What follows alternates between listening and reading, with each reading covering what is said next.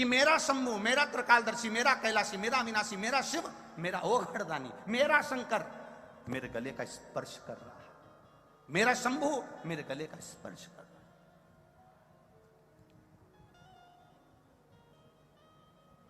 केवल वो छूता है तो जहर को भी समाप्त कर देता है, तो उस पे चढ़ा हुआ जल हमारे ना जाने जिंदगी के कितने जहर को समाप्त कर देता है, जिसका हम पान करते हैं।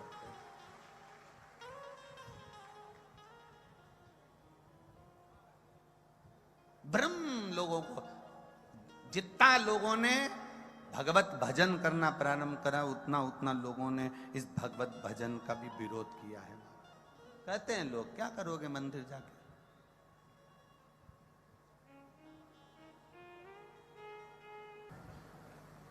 कोई सत्ता के नशे में कथा नहीं कराता, राज सत्ता के लिए कथा नहीं की जाती, वैभव कुर्सी की प्राप्ति के लिए कथा नहीं करी जाती।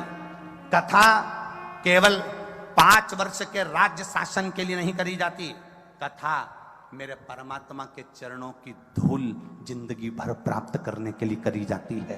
उस परमात्मा के चरणों की रज हमें प्राप्त हो जाए, उस परमात्मा के चरणों, कई लोग कहते हैं कि इसके लिए कथा कर दी होगी, उसके लिए कथा कर दी होगी। कथा जो होती है वो परमात्मा के चरणारविंद की प्राप्ति के लिए होती है। राम कृष्ण के चरण मिल जाएं, शिव के चरण मिल जाएं। ए अलवर वालों, जिस दिन कथा समापन हो ना, उस दिन थोड़ी देर खड़े रहकर यहाँ का दर्शन करना। जिस दिन कथा समापन हो उस दिन यहाँ का दर्शन करना। जब यहाँ से लोग जाते हैं ना, तो जहाँ बैठते हैं वहीं की थोड़ी थोड़ी मिट्टी उठा कर ले जाते हैं। ऐसी कथा कभी जिंदगी में नहीं सुनी होगी कि जहाँ बैठकर लोग मिट्टी भी भर कर लेकर चले जाते हैं। मैं अलवर वालों से निवेदन करूंगा, तुम्हारे राज्य में, तुम्हारे क्षेत्र में, तुम्हारे इस पुनीत पावन राजा भर्तरी की नगरी में जो कथा हुई हो, उसके अंदाजा लगाकर इस कथा का स्मरण करना और आखिरी तक 7वें दिन तक विचार करना। 7 दिन इस कथा के पंडाल में बैठकर आप कथा श्रवण करें, या आस्था चैनल पर कथा सुने, या फेसबुक यूट्यूब पर कथा सुने, और तारीख लिखना कि मैं इतनी तारीख को इतनी बजे इस पंडाल में पहुंची थी, और 3 महीने उस तारीख का इंतजार करना कि मैंने जो मांगा था मेरे ओघड़दानी ने मेरी झोली में भर कर दिया कि ना दिया। वो प्रदान कर देता है, छोड़ता नहीं खाली। वो खाली नहीं छोड़। एक पत्र आया, ज्यादा पत्र तो हम पढ़ नहीं पाए, बहुत सारे रखे हैं भैया, पर पत्रों से एक अंदाजा लगाइएगा। देखिए,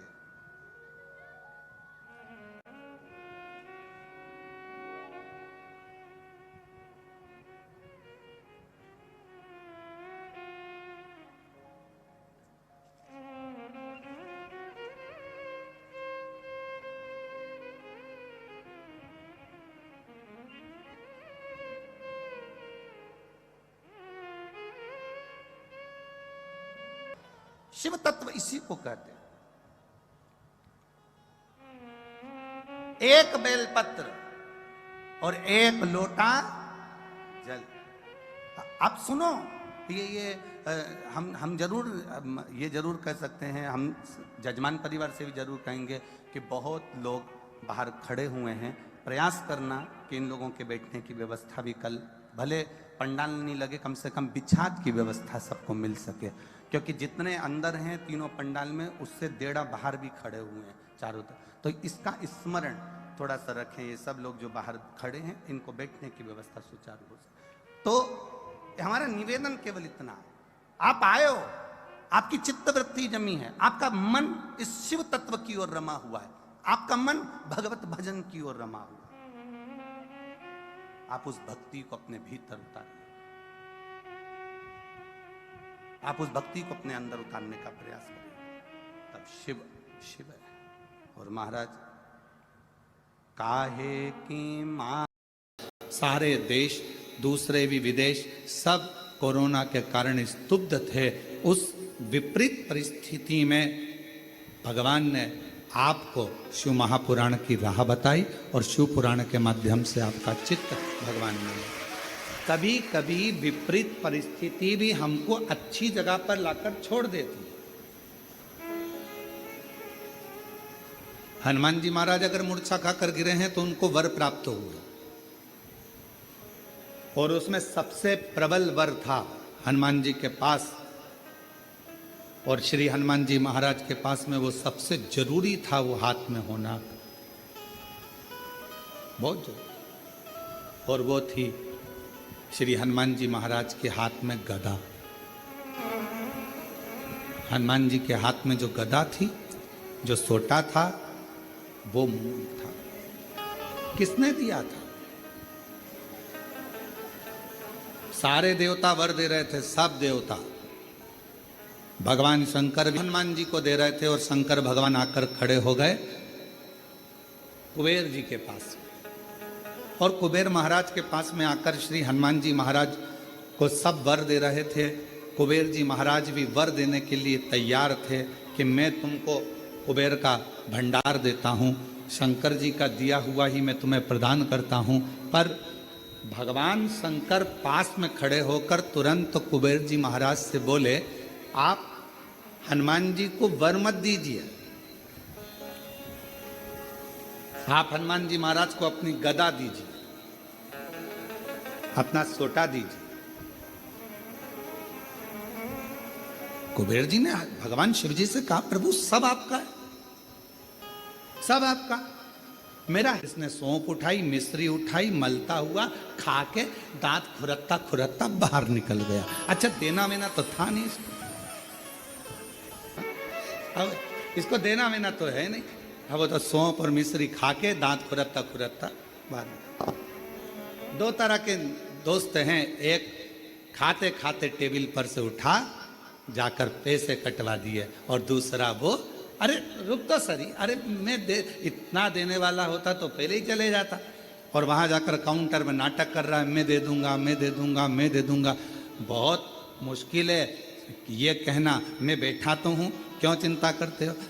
कई बार भंडारे होते हैं, बड़े बड़े आयोजन होते हैं, तो उसमें पीछे से कोई व्यक्ति बहुत चतुर होता है तो कह देता, चिंता मत करो, तुम तो बहुत अच्छे से करो, बाद में मैं निपट लूंगा, मैं सब व्यवस्था कर दूंगा, सब व्यवस्था। क्योंकि उसको मालूम है कि भगवान का कोई भी कार्यक्रम छोटा मोटा होता ही नहीं है, और तुझसे क्या मांगेंगे, भगवान ही इतनी पूर्ति कर देता है कि तुझसे मांगने की जरूरत ही नहीं पड़ती है।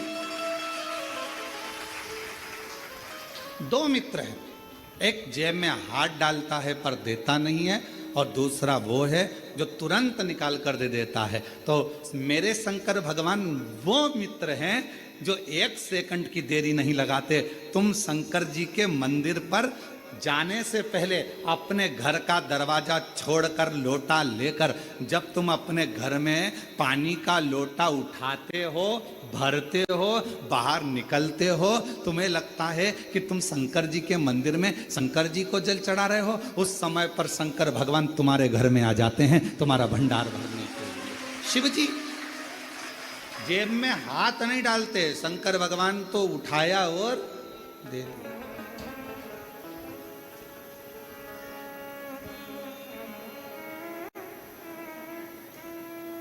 और धन धन भोलानाथ, गजब की तेरी कृपा है मेरे शंभू। तू खजाने लुटाता है तो ऐसे लुटाता है कि जेब में हाथ डालने की जरूरत ही नहीं पड़ती। एक माता, पिता, सच्चा गुरु और मेरा शिव अपनी जेब में हाथ नहीं डालता। माँ जहां बैठी होगी और बेटे ने कहा मम्मी देना जरा 5 रुपए, और मम्मी ने गद्दा थोड़ा सा ऊंचा करा, ये माँ पर्स मर्स नहीं खोलती, तुरंत उसने कहा मम्मी मेरे को 5 रुपए दे देना। इतनी देर में तो मम्मी ने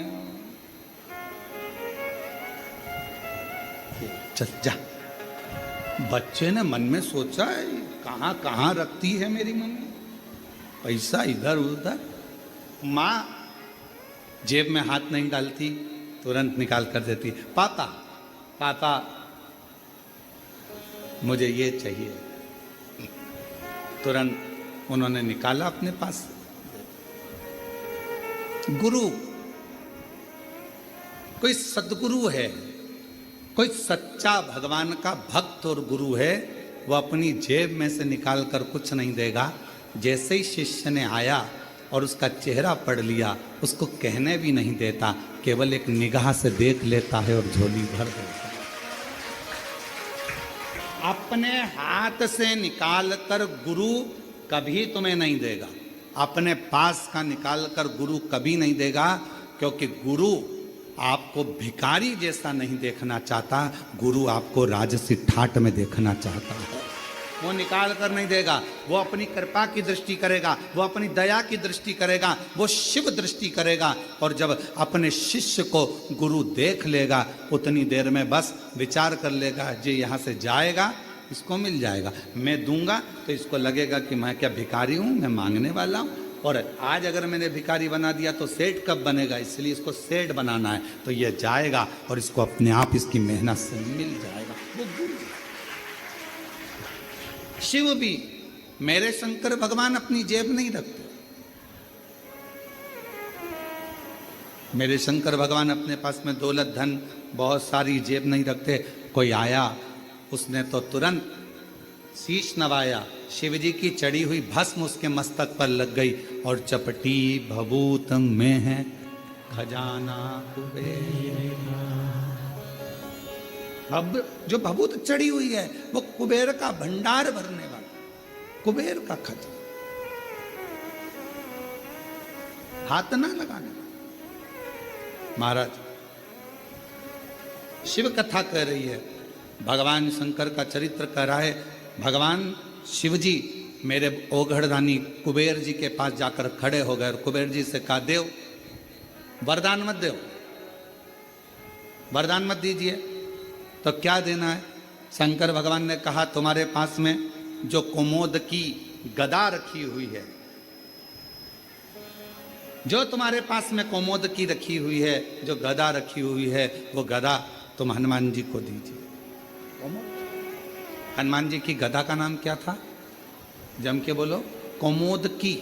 सब लोग बोलो साथ में, कौमोद की। आखिरी में का शब्द पर ई की मात्रा, कौमोद की।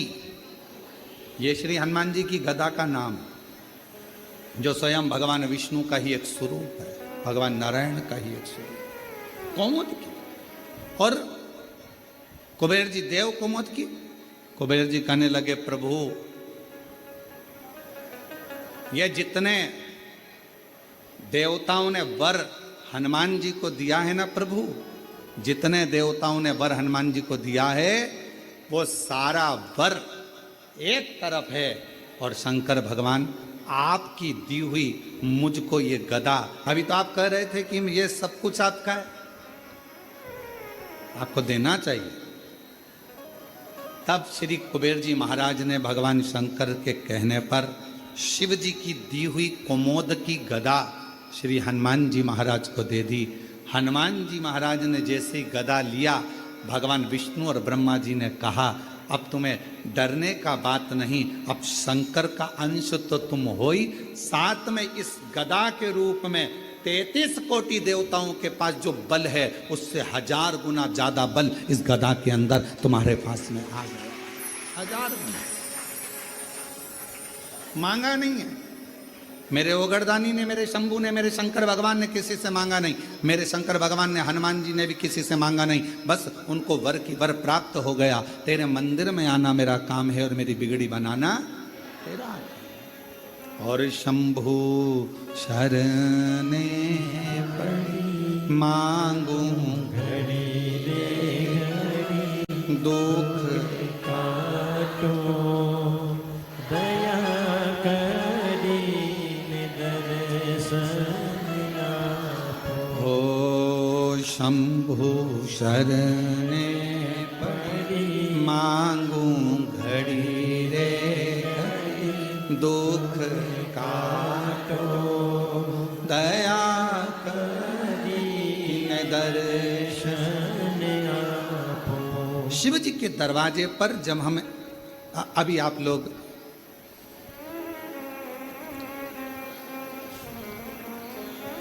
भगवान शिव की पवित्र कावड़ को लेकर आ रहे हैं,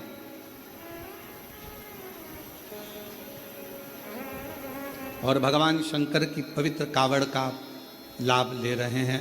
शिव जी को जल चढ़ा रहे हैं, भगवान शंकर को जल समर्पित कर। क्या है इसमें? 2 लोटा जल, एक बांबू डंडा सुंदर वस्त्र से लपटा हुआ,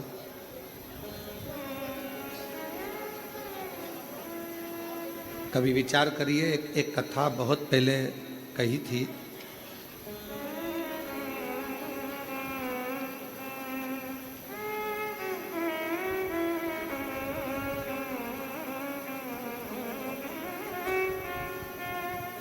एक बात बहुत पहले का स्मरण है कि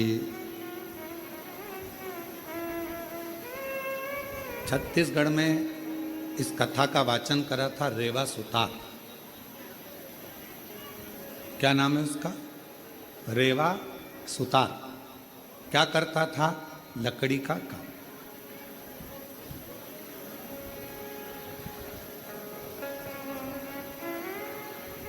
अब रेवा सुतार लकड़ी के कार्य को करता, दूसरे का मकान बनाता, पर खुद का जो मकान था वो टूटा हुआ झोपड़ा था।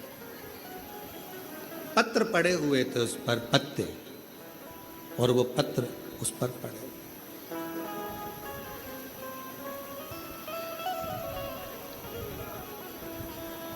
रेवा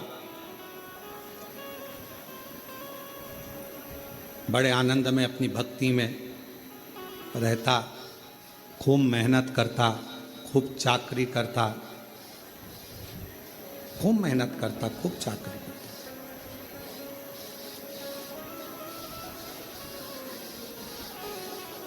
शिव महापुराण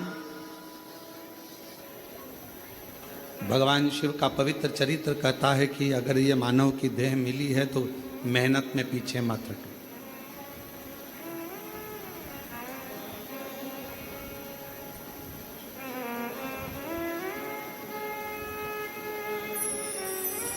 यदि मानव का शरीर मिला है तो मेहनत में पीछे क्यों हटना?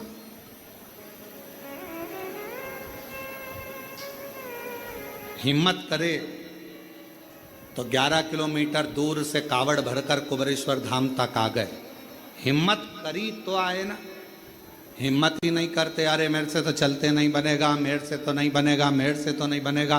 पहले ही अंदर से अगर टूट जाओगे तो फिर कुबरेश्वर धाम तक आ पाओगे? जम के बोलो जरा, नहीं ना। हिम्मत करी, चलते जाओ। बोल बम, बोल बम, बोल बम, बोल बम, बोल बम, बोल बम, बोल बम।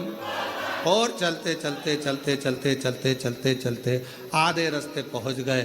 आधे रास्ते पहुंचने के बाद भी मन में ऐसा आ रहा है आगे चलूं कि ना चलूं। अब फिर मन में आया 2 किलोमीटर और बचा है, थोड़ा सा भगवान शिव का नाम का उच्चारण करके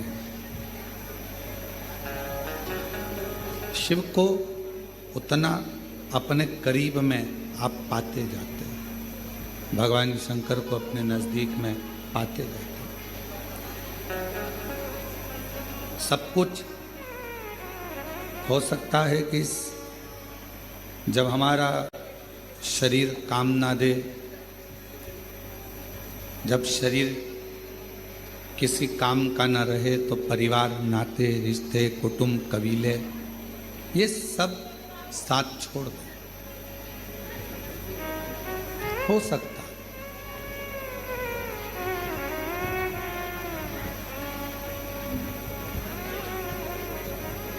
शरीर में अगर रोग आ जाता है, शरीर में अगर कष्ट आ जाता है, शरीर अगर कोई बड़ी बीमारी को अगर पकड़ लेता है, शरीर अगर किसी बीमारी से ग्रसित हो जाता है, तो हो सकता है कि कोई साथ दे ना दे। सब दूर हट जाते हैं, सब दूर चले जाते हैं।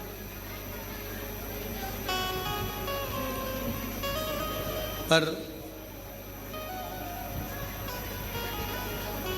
तुम्हारा दुख देखकर, तुम्हारी बीमारी देखकर, तुम्हारा तकलीफ देखकर, तुम्हारा कष्ट देखकर केवल एक जो तुमसे दूर नहीं जाता,